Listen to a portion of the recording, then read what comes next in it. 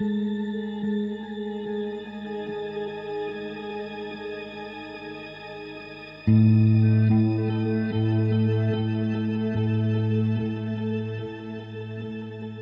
hospitales eran centros de beneficencia a los que solamente iba la gente humilde, ¿eh?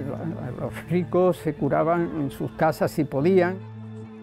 Hay como un error muy extendido, ¿eh? En el sentido de que no se suele saber o no se dice que los hospitales eran muy estrictos en cuanto a los enfermos que admitían, porque los hospitales se fundaban según sus constituciones con una finalidad determinada y solamente se admitían enfermos para atender a ese tipo de dolencia. Precisamente casi todos los hospitales no admitían a enfermedades contagiosas o incurables. Cada vez que había epidemias como la peste, en principio no eran tratadas en el hospital. ¿Qué es lo que se hacía entonces? Pues se creaban unos hospitales provisionales.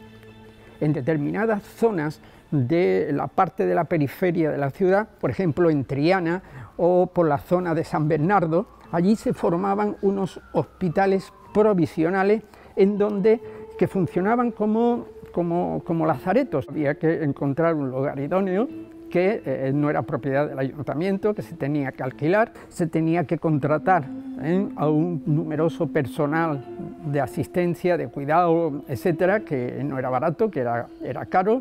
Igualmente se tenía que hacer frente al gasto de ropas, de todos los medicamentos, por muy imprecisos que fueran, etcétera, etcétera. ¿Cuál era el problema?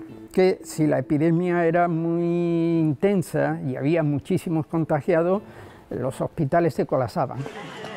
La mayoría de los enfermos no caben. Si no tienen nombre o dinero, morirán fuera, ahí mismo. Que se tome, para que le calme el dolor. Ni siquiera hay gente para atenderla. Y la mortalidad que se daba dentro de estos hospitales provisionales era altísima. El enfermo entraba allí y si aguantaba a lo mejor 4 o 5 días, y porque según el organismo de cada uno podía resistir más a la infección, y en el caso de que pasaran unos días y se empezaba la recuperación, pues se le echaba a la calle, vamos. Pero cuidado, que esa recuperación no era producto de los cuidados médicos, simplemente que dependía muy mucho de la fortaleza de cada persona.